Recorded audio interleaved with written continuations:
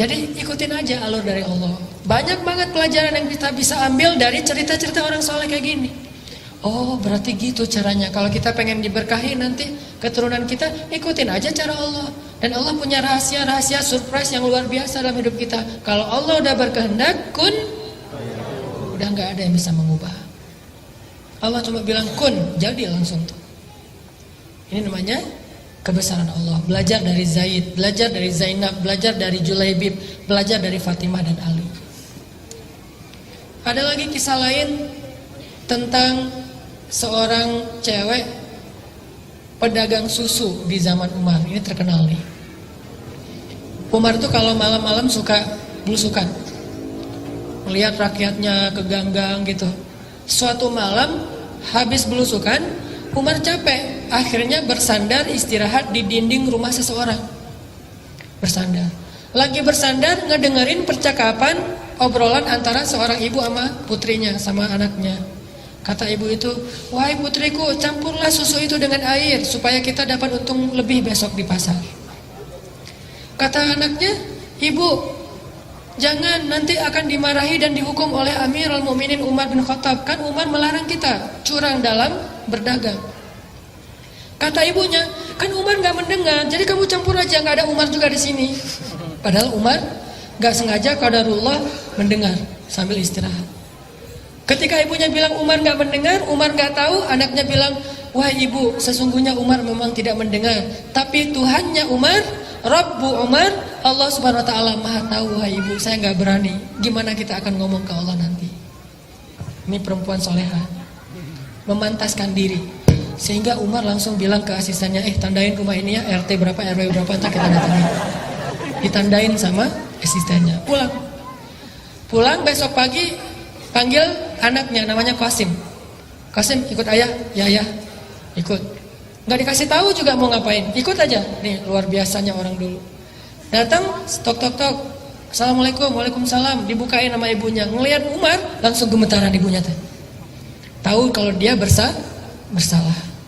Umar minta izin masuk. Ada apa ya Amirul Mukminin? Apa yang bisa kami bantu? Kayak lebay gitu, namanya juga orang bersalah. Jadi cari-cari muka supaya dia nggak dihukum.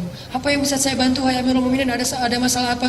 Umar mengatakan, semalam saya nggak sengaja lagi istirahat bersandar di dinding rumah ibu, dan saya mendengar percakapan ibu dengan putri ibu tentang susu itu. Langsung dia nangis. Maafin saya wahai Amirul Mukminin, saya nggak jadi ngelakuin, saya dan segala macam, saya silap, saya maafin saya dan segala macam. Terus dia bilang, sesungguhnya Allah itu maha pengampun lagi maha penyayang. Sesungguhnya Allah itu maha pemaaf, kata si ibu ini. Dan Umar mengatakan, tapi Allah juga maha menghukum dengan hukuman yang berat. Jadi jangan cuma ngambil Asmaul Husna yang nguntungin kita. Kalau kita menganggap Allah maha pengampun, minta ampun. Kalau kita menganggap Allah maha pemaaf, minta maaf. Tapi kalau kita terus berbuat dosa sambil mengatakan Allah itu maha pemaaf, ini tempatnya agak nggak nyambung nih, nggak matching. Dia terus bikin dosa tapi dia bilang sesungguhnya Allah maha pemaaf, nggak nyambung. Harusnya kalau dia bilang Allah maha pemaaf, minta maaf sama Allah. Kalau dia bilang Allah maha pengampun, istighfar kepada Allah, pasti Allah ampuni. Tapi kalau dia terusin dosanya sambil mengatakan Allah maha pengampun, dia tuh kayak memfitnah Allah, atau ngenuduh Allah seolah-olah Allah itu kayak nggak tahu apa-apa gitu. Dia mah orangnya polos, nggak usah dihiraukan, kan gitu kan ya. Seolah-olah Allah itu polos. Padahal ada nama lain, Allah juga dzuntiqam, Allah juga menghukum sesuai dengan dosanya. Tapi kalau minta maaf, Allah pasti maafin semua dosa tanpa ada pengecualian. Allah maha pengampun, Allah maha pemaaf, wahai Amirul Mukminin.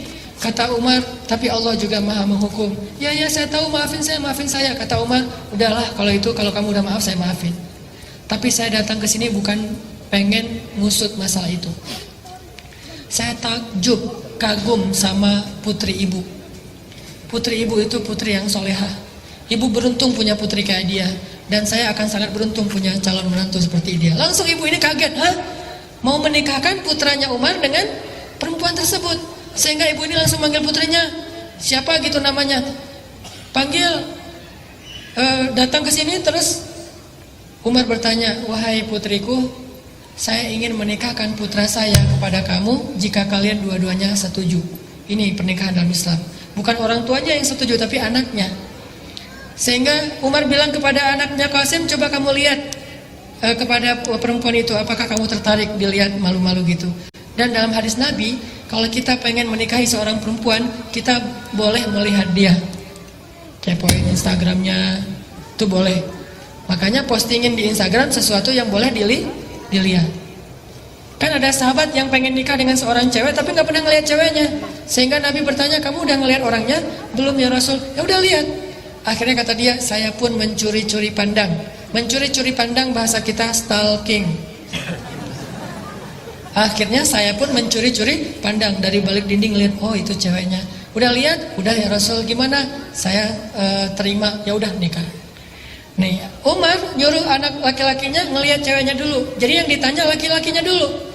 Jangan perempuan dulu. Kalau perempuan udah setuju, tiba-tiba laki-laki nggak setuju, kasihan. Perempuan perasaannya lebih peka. Mending laki-lakinya ditolak daripada cewek yang ditolak. Ini etika Islam. Umar tanya ke anaknya, gimana? Saya terserah ayah. Oke, berarti ya. Baru tanya ke perempuannya. Nah, gimana? Kamu mau nikah sama putra saya? Ibunya langsung motong. Wah, siapa yang nggak mau? Insya Allah dia setuju, wahai para mukminin. Ibunya yang ngomong. Kata Umar, bukan kamu, tapi anak kamu. Ibunya ini agak-agak ceplas-ceplos gitu ya. Oh iya ya, gimana? Kamu mau nggak? Mau kan? Mau kan? Gitu dipaksain anaknya. Anaknya nggak ngomong, diem aja. Terus ibunya komen lagi. Ibunya ini suka komen, asal ada postingan komen. Anaknya diem aja, ibunya yang komen. Tuh kan Amirul Mukminin, kata Nabi juga, diamnya seorang perempuan artinya setuju. Ya udah kalau gitu nikah. Dari pernikahan ini akhirnya lahir anak, lahir lagi anak, anak dari mereka, cucu dari mereka kelak menjadi seorang khalifah, presiden paling sukses sepanjang sejarah yang bernama Umar bin Abdul Aziz. 2,5 tahun memerintah, mengubah orang miskin, sampai satu negara nggak ada lagi yang mau menerima zakat. Umar bin Abdul Aziz. Ini gara-gara model pernikahannya tuh, ta'arufan jadiannya itu luar biasa. Apa pelajarannya di sini? Ternyata kalau kita pengen dapat imam yang paling keren, pantaskan diri kita untuk mendampingi dia. Kalau kita pengen punya makmum yang solehah kayak Khadijah, pantaskan diri kita seperti Rasul untuk menjadi imam bagi dia. Gak mungkin seorang imam yang gak bisa baca Quran ngimamin makmum yang hafiz 30 juz. Ini agak-agak gak sesuai dengan fikih nih. Kalau kita pengen ngimamin orang-orang yang hafiz, kita hafalannya harus lebih banyak. Kalau kita pengen ngimamin seorang cewek yang solehah, yang taat, kita harus lebih soleh. Gitu juga cewek. Kalau mau diimamin oleh imam yang soleh, kita harus memantaskan diri biar kita gak banyak protes. Karena kalau kita gak pantas, imamnya udah jalan kemana, kita nggak nyambung, kok gini, kok gitu, kok gini, kok gitu. Makanya Allah nggak mempertemukan kita, daripada bertemu nanti malah rame. Kayak misalnya kita baru hijrah, jadi masih anak baru lah, belum pro, hijrahnya masih amatiran, baru belajar. Sama kayak saya juga baru belajar, baru hijrah, belum terbiasa ke masjid, langsung ikut acara sholat tahajud 1 juz. Ini kan luar biasa ya. Nggak apa-apa sih, cuma nanti kita lihat aja hasilnya. Makanya saya sering cerita, saya pernah ngadain acara tahajud di satu masjid di Al-Latif di Bandung, 1 malam 1 juz. Yang jadi makmum tuh anak-anak yang baru hijrah luar biasa, tatoan, rambutnya gondrong, tapi sholat. Di rakaat di shaf paling depan. Begitu saya takbir, baru baca beberapa ayat, udah pada nangis di belakang. Saya heran, wah Masya Allah, ini orang baru hijrah langsung ngejos ya, lebih soleh dari saya nih. Belum apa-apa udah nangis. Akhirnya saya ngerasa nggak enak hati. Udah deh, saya nangis juga gara-gara mereka. Nangis, nggak enak sama makmum. Nangis dan nangis juga. Nangisnya luar biasa. Begitu selesai sholat saya tanya, kok kalian bisa gitu ya, sholat khusyuk banget sampai nangis-nangis segala. Ustadz, itu bukan khusyuk kata mereka. Ustadz bacanya kepanjangan. Ini nih, kalau nggak nyambung makmum sama imam. Kenapa kok kita pengen punya imam yang soleh tapi belum datang juga? Karena mungkin kita belum menjadi seperti perempuan itu yang memantaskan diri buat dia.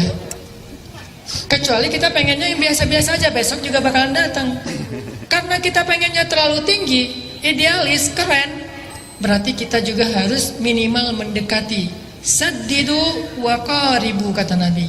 Persiskan diri kalian, pantaskan diri kalian, atau minimal dekati sesuatu yang baik itu. Baru nanti dia datang.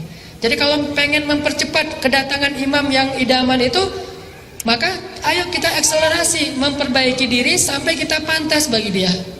Kalau pengen cepat bisa diterima lamarannya oleh seorang cewek yang idaman banget, maka pantaskan diri kita untuk ngimamin dia. Itu pesan dari adegan antara Umar dengan perempuan penjual susu. Ini cerita-cerita orang yang luar biasa. Cerita-cerita kayak gini tuh terjadi dan banyak hikmahnya. Kita belajar dari mereka.